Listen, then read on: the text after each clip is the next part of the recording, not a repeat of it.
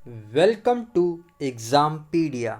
आज है 19 अक्टूबर 2020 और इस वीडियो में हम 18 और 19 अक्टूबर 2020 के जितने भी करंट अफेयर्स के इम्पॉर्टेंट क्वेश्चंस हैं उन्हें हम डिस्कस करेंगे। तो चलिए शुरू करते हैं।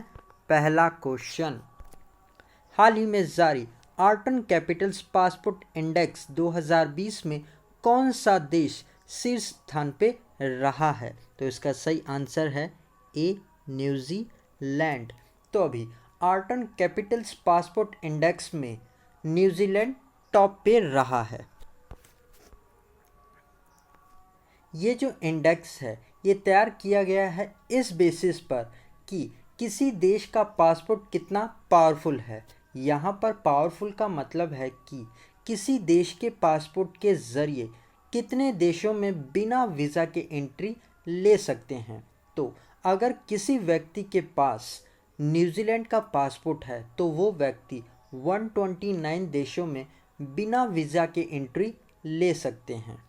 तो इस लिस्ट में टॉप पर तो न्यूजीलैंड ही है और भारत इस लिस्ट में 58th रैंक पर है और भारत के पासपोर्ट से 52 देशों में बिना वीज़ा के एंट्री ले सकते हैं।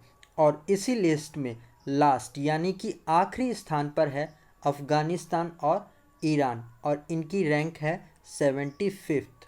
और इन देशों के पासपोर्ट के साथ 31 देशों में जाया जा सकता है। तो आप इन पॉइंट्स को भी ज़रूर याद रखिएगा। अब हम आगे बढ़ते हैं। हाल ही में किस राज्य के मुख्यमंत्री ने Sujal drink from tap mission की शुरुआत की है? तो इसका सही आंसर है सी, उड़ीसा सरकार ने। तो अभी उड़ीसा के मुख्यमंत्री नवीन पटनायक ने ये Sujal drink from tap mission योजना की शुरुआत की है। इस योजना का उद्देश्य है राज्य के सभी शहरी क्षेत्रों में गुणवत्ता वाले पेयजल को 24 घंटे उपलब्ध कराना। इसके साथ ही उड़ीसा ने मार्च 2020 तक का लक्ष्य रखा है कि राज्य के सभी शहरी क्षेत्रों में पानी पाइप कनेक्शन के द्वारा पहुंचाने का। तो आप इस पॉइंट को भी ज़रूर याद रखिएगा। अब हम आगे बढ़ते हैं। हाल ही में किस राज्य में दुनिया का सबसे बड़ा ग्रीनफील्ड जिंक स्मेल्टर स्थापित किया जाएगा? तो इसका सही आंसर है बी, गुजरात में। तो अभी गुजरात सरकार ने राज्य में ग्रीनफील्ड जिंक स्मेल्टर स्थापित करने के लिए वेदांत समूह की फर्म हिंदुस्तान जिंक लिमिटेड के साथ समझौता किया है। ये ग्रीनफील्ड जिंक स्मेल्टर अपने आप में दुनिया का सबसे बड़ा जिंक स्मेल्टर होगा, इसीलिए ये क्वेश्चन ज़्यादा इम्पॉर्टेंट भी हो जाता है। तो आप इसे ज़रूर याद रखिएगा। अब हम आगे बढ़ते हैं। हाल ही में पीएम नरेंद्र मोदी ने किसकी 75वीं वर्षगांठ पर 75 रुपये का स्मारक जारी किया है? तो इसका सही आंसर है ए, फूड एग्रीकल्चर ऑर्गेनाइजेशन की। तो अभी 16 अक्टूबर को प्रधानमंत्री नरेंद्र मोदी जी ने फूड एग्रीकल्चर ऑर्गेनाइजेशन के 75वीं वर्षगांठ के अवसर पर 75 रुपये के स्मारक सिक्के को जारी किया है। भारत के द्वारा 2016 को अंतर्राष्ट्रीय दलहन वर्ष और 2023 को अंतर्राष्ट्रीय बाजरा वर्ष के रूप में घोषित करने के भारत के प्रस्ताव को भी फूड एग्रीकल्चर ऑर्गेनाइजेशन के द्वारा समर्थन दिया गया है। तो आप इस पॉइंट को भी ज़रूर याद रखिएगा।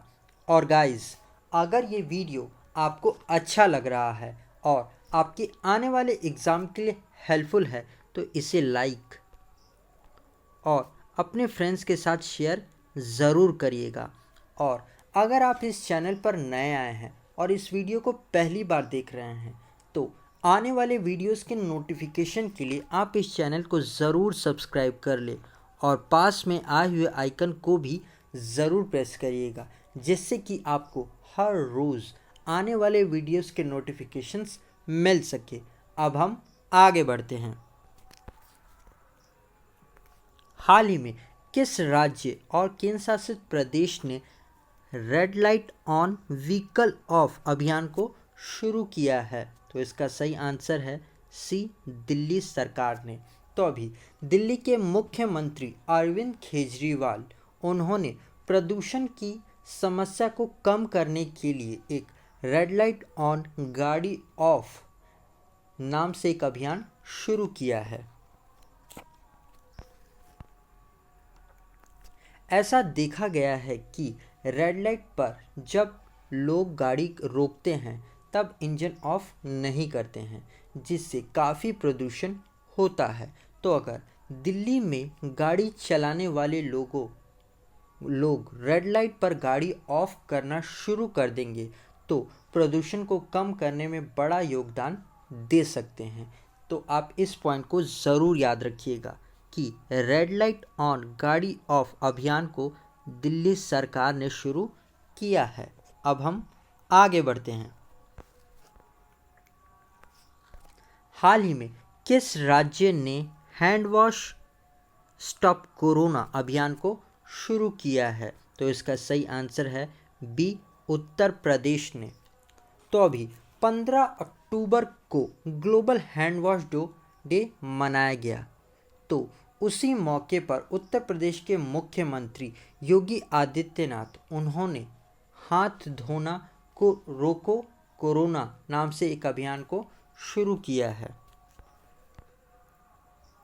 इसके साथ ही हाथ धोना जो व्यवहार का एक महत्वपूर्ण हिस्सा है, जिससे कई प्रकार के बीमारियों से बचा जा सकता है, इस बात पर को भी बढ़ावा देते हुए उन्होंने इस योजना को शुरू किया है। तो आप इसे ज़रूर याद रखिएगा कि हैंड वॉश और रोको कोरोना को उत्तर प्रदेश सरकार ने शुरू किया है। अब हम आगे बढ़ते हैं। हाल ही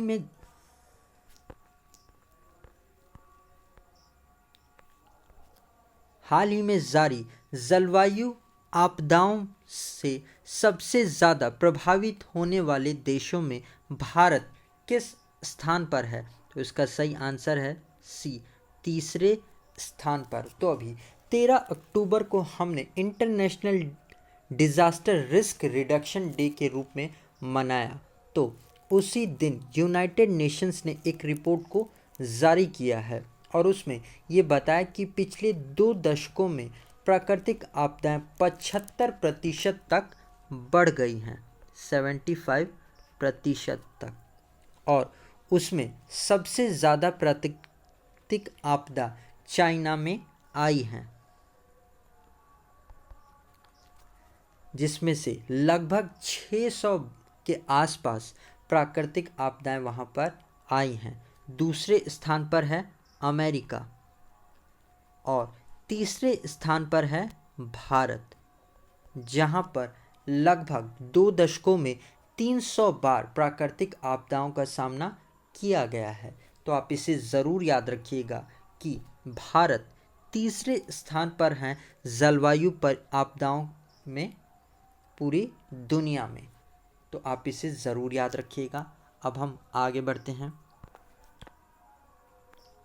हाल ही में किस राज्य सरकार ने सरकारी नौकरियों में 33% महिला आरक्षण को मंजूरी दे दी है? तो इसका सही आंसर है ए, पंजाब सरकार ने। तो अभी पंजाब सरकार ने सरकारी नौकरियों में सीधी भर्तियों में महिलाओं को 33% का रिजर्वेशन देने की घोषणा कर दी है।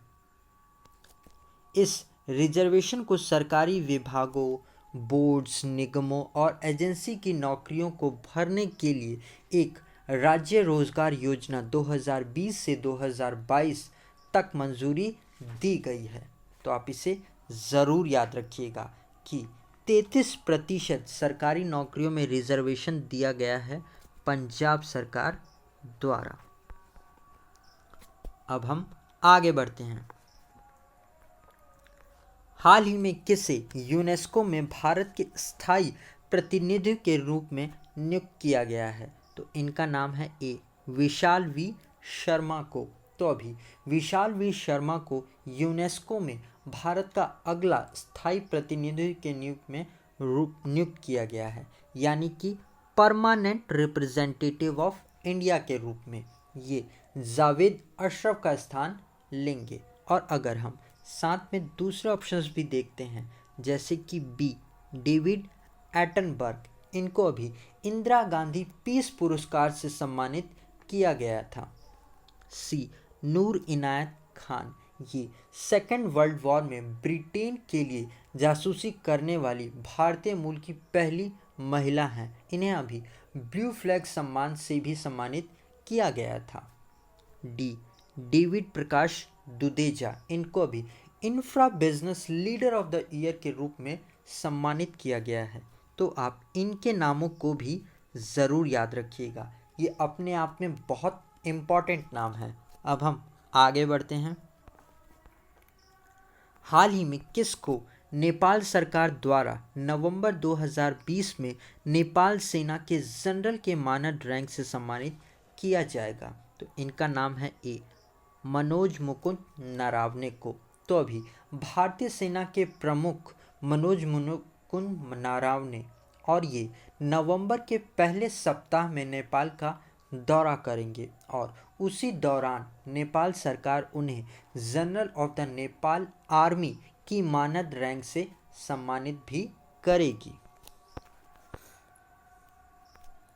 तो दोनों देशों की सेनाओं के बीच मजबूत रिश्तों के पहचान के तौर पर दिया जा रहा ये सम्मान है और इसे नेपाली प्रेसिडेंट विद्या देवी भंडारी के द्वारा दिया जाएगा।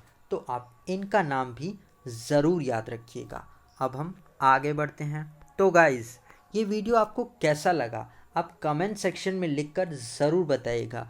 और अगर अभी तक आप इस वीडियो को लाइक और अपने फ्रेंड्स के साथ शेयर करना भूल गए हैं तो जाने से पहले इसे लाइक और शेयर ज़रूर करते हुए जाएगा। और अगर आप में से कोई इस चैनल पर नया आया है तो जाते हुए आप इस चैनल को ज़रूर सब्सक्राइब कर लीजिएगा, जिससे कि आपको आने वाले वीडियोस के नोटिफिकेशंस मिल सके।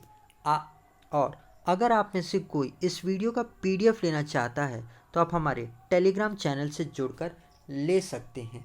आज के लिए इतना ही। Thanks for listening.